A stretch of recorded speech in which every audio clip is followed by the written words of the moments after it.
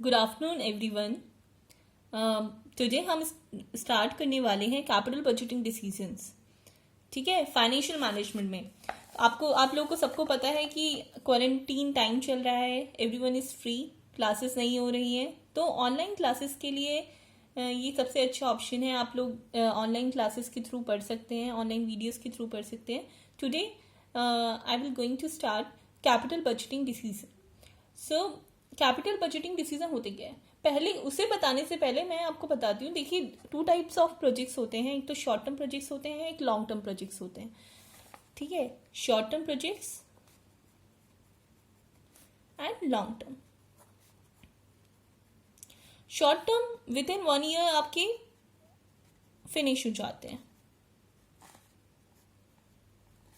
And ये होते हैं मोर देन 1 ईयर के लिए।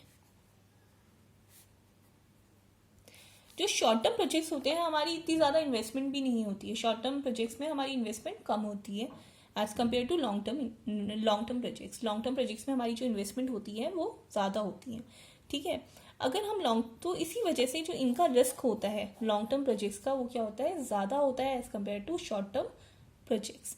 अगर हम बात करते हैं लॉन्ग टर्म प्रोजेक्ट्स की, देखिए लॉन्ग टर्म प्रोजेक्ट में रिस्क होता है तो हमें रिटर्न भी ज़्यादा मिलता है। एज यू ऑल नो कि अगर हम रिस्क ज़्यादा लेंगे तो हमें रिटर्न भी ज़्यादा मिलेगा।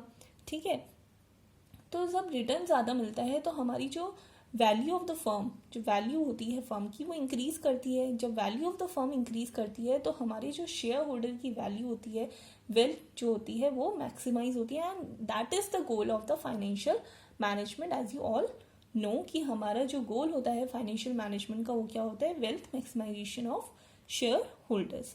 ठीक है, तो इसी वजह से जो लॉन्ग टर्म प्रोजेक्ट्स होते हैं दैट आर वेरी इंपॉर्टेंट, और इन्हीं को हम कहते हैं कैपिटल बजटिंग प्रोजेक्ट्स और कैपिटल बजटिंग डिसीजंस, जो कि एक फाइनेंशियल मैनेजर को लेना होता है, क्योंकि ये बहुत ही क्रूशियल डिसीजंस होते हैं। इसी वजह से इन्हें बहुत सोच कर लिया जाता है, बहुत ज़्यादा एनालिसिस किया जाता है, तब जाके आप लेते हैं इन डिसीजंस को।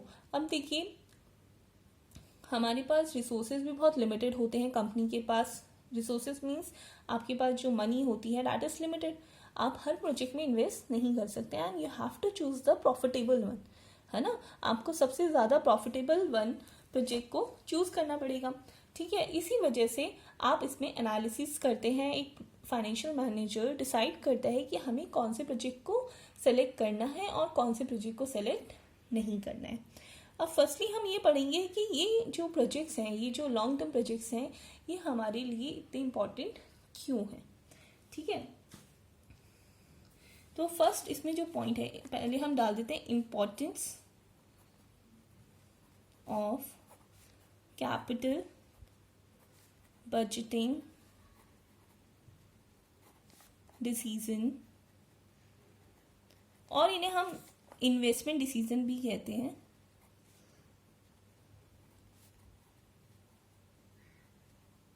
अब ये इंपॉर्टेंट क्यों होते हैं, पहले तो हम ये देख लेते हैं होते क्या है। देखिए, जब कोई भी कंपनी में एक्सपेंशन होता है, मॉडर्नाइजेशन होता है, रिप्लेसमेंट होता है, ठीक है, डाइवर्सिफिकेशन होता है, these are all comes under capital budgeting decision. क्योंकि ये सारे क्या होते हैं, अगर आप 1 ईयर के अंदर इन्हें कंप्लीट करना चाहेंगे तो कंप्लीट हो जाएंगे, नहीं होंगे, इसमें टाइम लगता है ना। तो जिसमें 1 साल से ज़्यादा का टाइम लगता है वो क्या होते हैं, लॉन्ग टर्म इन्वेस्टमेंट होती है, लॉन्ग टर्म डिसीजंस होते हैं। ठीक है, अब अगर ये इंपॉर्टेंस की इनकी बात करते हैं तो ओवरऑल कंपनी की जो ग्रोथ होती है इन पर डिपेंडेंट होती है। तो ओवरऑल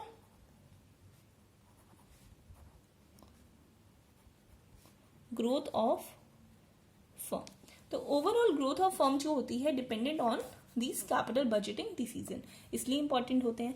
सेकेंड, इसमें जो हमारी इन्वेस्टेड मनी होती है वो बहुत ज़्यादा होती है, huge amount of money is invested. ठीक है, so huge amount of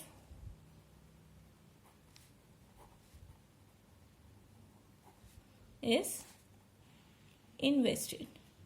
okay, second point हमारा ये हो गया। अब थर्ड क्या होता है, बहुत ही ज़्यादा इंपॉर्टेंट पॉइंट है, दीज डिसीजंस आर इरिवर्सिबल।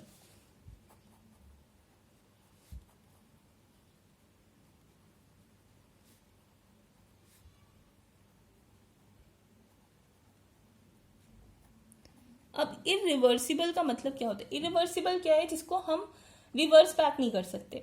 ठीक है, अगर हमने इसमें पैसा इन्वेस्ट कर दिया, अब मान लीजिए आपने कोई एक्सपेंशन करना था या फिर कोई प्लांट लगाना था और आपने पैसा दे दिया, तो आप दोबारा से उससे पैसा ले नहीं सकते, है ना। या फिर आपने किसी प्रोजेक्ट में इन्वेस्ट करना था, तो आपने अगर उसमें इन्वेस्ट कर दिया, अपनी मनी लगा दी, तो आप दोबारा से पैसा नहीं ले सकते, वापस नहीं ले सकते उनसे। तो ये जो डिसीजंस होते हैं वो इरिवर्सिबल होते हैं, इन्हें आप रिवर्स बैक नहीं कर सकते, आप इन्हें रिवर्स नहीं कर सकते। तो इसी वजह से बहुत ही सोच समझ कर लेने चाहिए ये डिसीजन। इसी वजह से बहुत एनालिसिस करते हैं हम इन्हें लेने से पहले। ठीक है, नेक्स्ट क्या है? इट अफेक्ट्स द ओवरऑल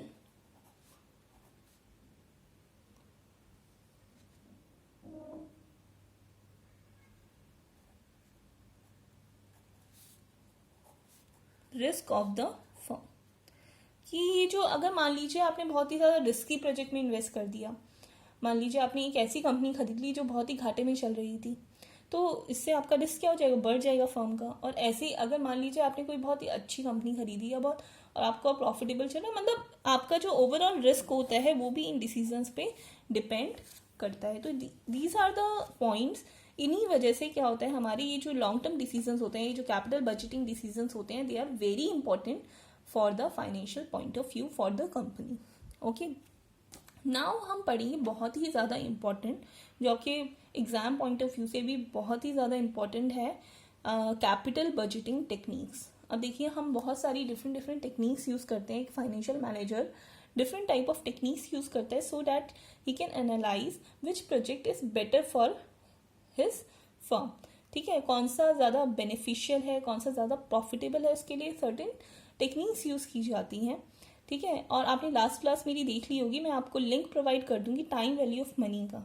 अगर आपने टाइम वैल्यू ऑफ मनी नहीं किया है तो आप ये नहीं कर पाएंगे, आपको firstly time value of money को देखना पड़ेगा। ठीक है, तो अब हम पढ़ेंगे यहाँ पर कैपिटल बजटिंग टेक्निक्स। सो यहाँ पर हम पढ़ते हैं कैपिटल, देखिए कैपिटल बजटिंग टेक्निक। ठीक है, कैपिटल बजटिंग टेक्निक्स जिनके थ्रू हम पूरा एनालिसिस करते हैं कि हाँ भाई, हमें कैसे कौन से प्रोजेक्ट को चूज करना है और कौन से प्रोजेक्ट को चूज नहीं करना है। तो इसमें हमारी 2 टाइप ऑफ मेथड्स यूज होती हैं। एक होती है डिस्काउंटिंग टेक्निक्स,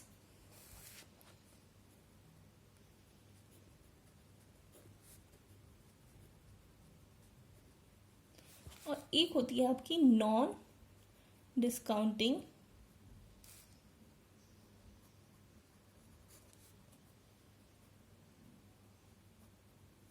टेक्निक्स। ठीक है, तो अगर हम डिस्काउंटिंग टेक्निक की बात करते हैं, तो डिस्काउंटिंग टेक्निक क्या होती है? फर्स्टली अभी देखो, डिस्काउंटिंग का नाम आ गया। डिस्काउंटिंग मतलब हम डिस्काउंट करते होंगे कहीं ना कहीं, डिस्काउंट करते हैं, इसका मतलब हम कहीं ना कहीं प्रेजेंट वैल्यू निकालते होंगे उसकी। तो जब प्रेजेंट वैल्यू निकाल रहे हैं, इसका मतलब हम यहाँ पर टाइम वैल्यू ऑफ मनी को कंसीडर करते हैं। इन टेक्निक्स में, डिस्काउंटिंग टेक्निक्स में हम टाइम वैल्यू ऑफ मनी को कंसीडर करते हैं। ठीक है, और नॉन डिस्काउंटिंग टेक्निक्स के अंदर, जिसे हम कहते हैं NDT, इनके अंदर हम क्या करते हैं? टाइम वैल्यू ऑफ मनी को कंसीडर नहीं करते हैं। Time value of money is not considered. इसमें हम टाइम वैल्यू ऑफ मनी को कंसीडर नहीं करते हैं। ठीक है, अब हम बात करेंगे इनके अंदर जो टेक्निक्स आती हैं। डिस्काउंटिंग टेक्निक के अंदर आता है आपका डिस्काउंटेड पेबैक पीरियड। वैसे पेबैक पीरियड जो होता है आपका नॉन डिस्काउंटेड टेक्निक है, बट जब ये डिस्काउंटेड हो जाता है तो इसे हम डिस्काउंटिंग टेक्निक्स में रखते हैं। Sorry, not technique, period. Second one is NPV, that is net present value. Third is IRR and fourth is PI। ये इसकी जो फुल फॉर्म्स है मैं आपको नीचे लिख दूंगी। एंड अगर हम नॉन डिस्काउंटेड टेक्निक्स की बात करते हैं तो इसमें दो टेक्निक्स आती हैं, ARR एंड पे बैक पीरियड। ठीक है, तो NPV आपको पता ही चल गया, नेट प्रेजेंट वैल्यू। IRR हमारा स्टैंड करता है internal rate of return,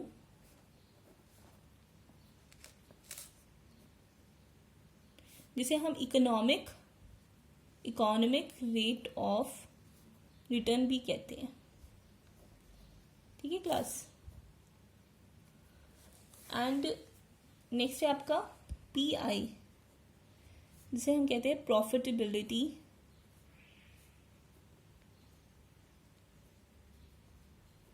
index.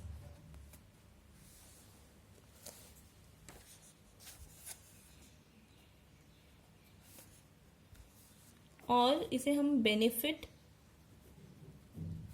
Cost ratio भी कहते हैं। ठीक है, नेक्स्ट है आपका ARR। ARR होता है आपका अकाउंटिंग रेट ऑफ रिटर्न। ठीक है, एंड नेक्स्ट है आपका दैट इज पे back period. So these are the techniques. First discounting technique के अंदर आपका डिस्काउंटेड पे बैक पीरियड आता है, NPV आता है that is net present value, IRR आता है that is internal rate of return और economic rate of return, PI आता है दैट इज प्रॉफिटेबिलिटी इंडेक्स और बेनिफिट कॉस्ट रेशियो। अगर हम नॉन डिस्काउंटिंग टेक्निक्स की बात करते हैं तो हमारे पास आता है ARR that is accounting rate of return और average rate of return, and PP that is पे बैक पीरियड। अब हम आगे सीखेंगे कि हम कैसे इनको कैलकुलेट करते हैं और कैसे इनको कैलकुलेट कर कर हम कोई फाइनेंशियल मैनेजर डिसीजन लेता है कि कौन सा प्रोजेक्ट उसे सेलेक्ट करना है और कौन सा प्रोजेक्ट उसे सेलेक्ट नहीं करना है। ठीक है, सो नाउ हम बात करेंगे पे बैक पीरियड की। व्हाट इज पे बैक पीरियड? ठीक है, पे बैक पीरियड के देखिए नाम से ही आपको पता चला है, पे बैक पीरियड जो भी हमने पे किया था वो हमें कितने टाइम में बैक हो जा रहा है, हमें रिकवर हो जा रहा है, दैट पीरियड इज कॉल्ड पे बैक पीरियड। ठीक है, the period at which we have recovered all our money invested is called payback period. Most of the firms use this technique because it is very easy. ठीक है, इसे calculate करना बहुत ही easy होता है और इससे हमें पता चल जाता है कि हमारा कितने टाइम में हमारा पैसा रिकवर हो जाता है। मोस्टली सब लोग जो भी हम प्रोजेक्ट में इन्वेस्ट करते हैं सबसे पहले हम यही देखते हैं कि हमारा पैसा हमें वापस मिल रहा है और कितने टाइम में पैसा वापस मिल रहा है वो देखा जाता है। तो इस वजह से पे बैक पीरियड को बहुत ज़्यादा जो फर्म्स होती हैं मोस्ट कॉमनली ये मेथड यूज़ की जाती है। ठीक है, अब इसे कैलकुलेट कैसे करते हैं? तो इसको कैलकुलेट ऐसे करते हैं, पे back period equal to cash invested, जो भी हमने कैश इन्वेस्ट किया अपॉन जो भी हमें हर साल या हमें एक रेगुलर इन्वेस्टमेंट जो भी रेगुलर हमें कैश इनफ्लो हो रहा होगा। ठीक है, वो हम इसमें लिख लेते हैं, cash inflow.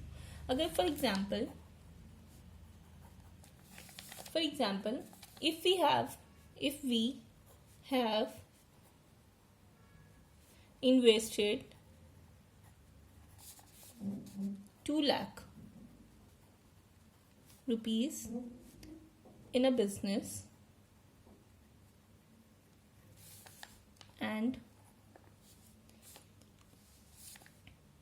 Yearly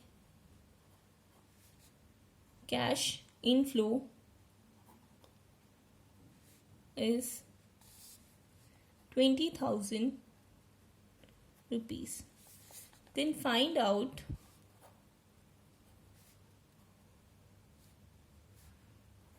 its payback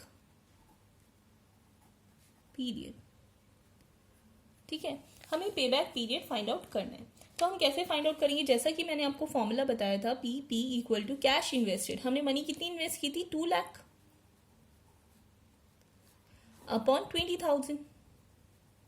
ठीक है, हमने कट किया, that is 10 years.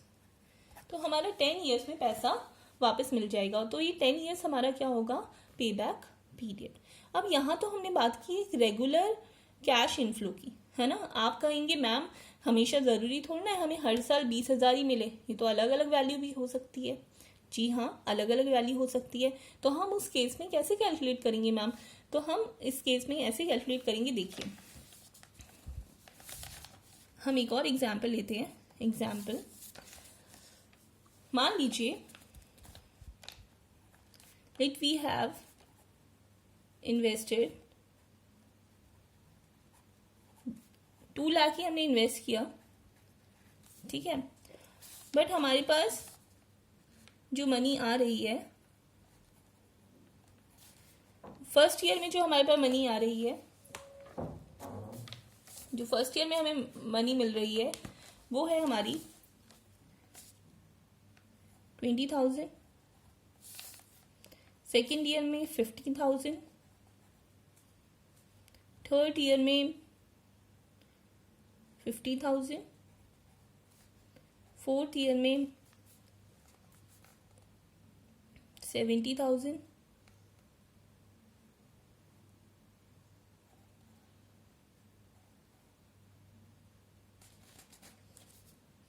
And fifth year में 10,000.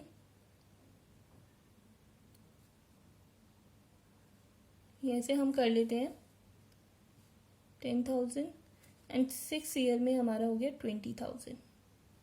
ठीक है, ये मनी हमें मिल रही है.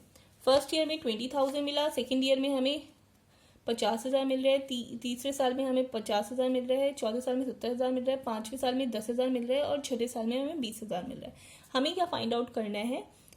पे बैक पीरियड. तो हम कैसे कैलकुलेट करेंगे? तो फर्स्टली हम यहाँ पर लिख लेंगे ईयर. ठीक है, तो ईयर हमारे पास 1, 2, 3, 4, 5 एंड 6 ईयर्स है. और हमारे पास जो कैश इनफ्लो है, कैश इनफ्लो है हमारे पास कितना है? 20,000, 50,000, 50,000,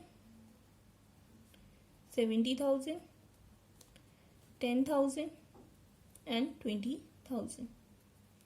ठीक है, सो हम इस केस में क्या फाइंड आउट करते हैं? Cumulative cash inflow. तो क्यूमुलेटिव कैश इनफ्लो, तो हम cumulative cash inflow find out करेंगे. क्यूमुलेटिव कैश इनफ्लो कैसे फाइंड आउट किया जाता है? जो पहले वाला कैश इनफ्लो है उसे हम ऐसे का ऐसा लिख देंगे और अब हम क्या करेंगे? क्रॉस में प्लस करेंगे. 20,000 प्लस 50,000, ये हो गया हमारे पास 70,000.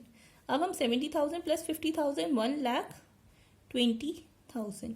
अब 1,20,000 plus 70,000 that is 1,90,000. And 1,90,000 plus 10,000 that is 2 lakh and this 2,20,000. ठीक है, अब देखिए अगर हम बात करें, अगर हम देखें तो हमारे फिफ्थ ईयर में, अगर हम बात करते हैं हमारे फिफ्थ ईयर में हमें 2 लाख रुपए हमारे वापस मिल जा रहे हैं क्यूमुलेटिव में. अगर हम देखते हैं तो 2 लाख हमें यहाँ पर मिल जा रहा है. तो हमारा जो फिफ्थ ईयर होगा, हमारा जो 5 ईयर है, फिफ्थ ईयर में हमारा पैसा हमें रिकवर हो जा रहा है. तो 5 ईयर्स क्या हो जाएगा हमारा? पे बैक पीरियड. सो इस तरह से अगर हमारे पास इरेगुलर कैश इनफ्लोज हैं तो हम ऐसे फाइंड आउट कर सकते हैं. बट मैम आपने तो ऐसी वैल्यू ली जहाँ पर आपका टोटल 2 लाख आ गया, बट ऐसा भी तो हो सकता है कि हमारा टोटल 2 लाख नहीं आता, इससे ज़्यादा आ जाता. तब हम क्या करते?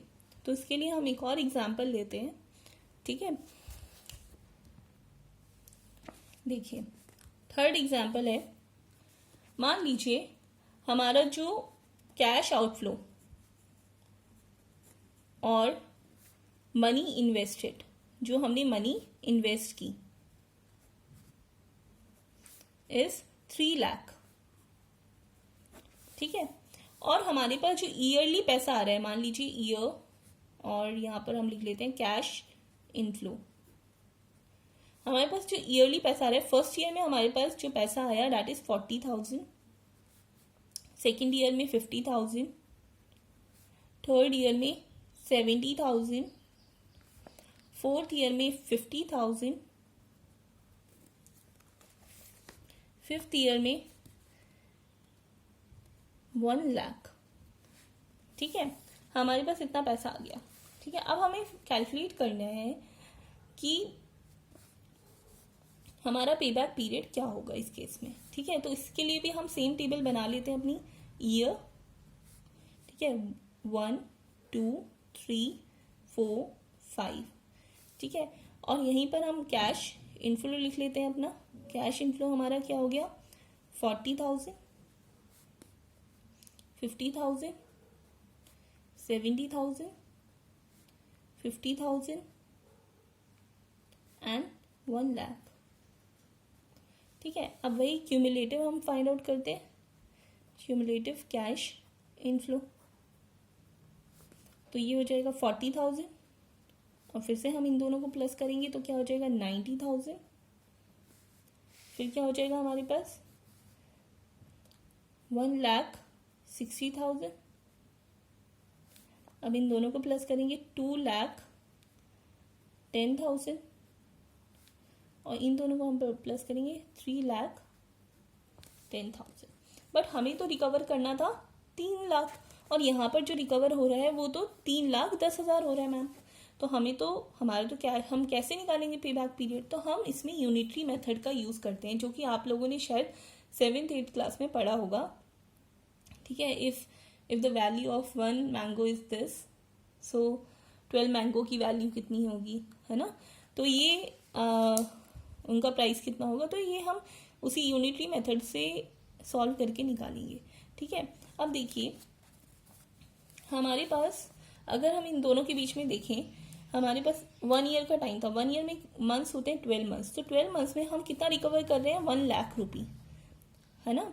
और देखिए हमारा 4 ईयर्स तक 2,10,000 तो रिकवर हो गया है। हमें 90,000 का देखना है कि 90,000 कितने मंथ्स में हमारा रिकवर होगा। तो 4 ईयर्स का टाइम तो हमने मेंशन कर ही लिया, 4 ईयर्स तो है ही, बट कुछ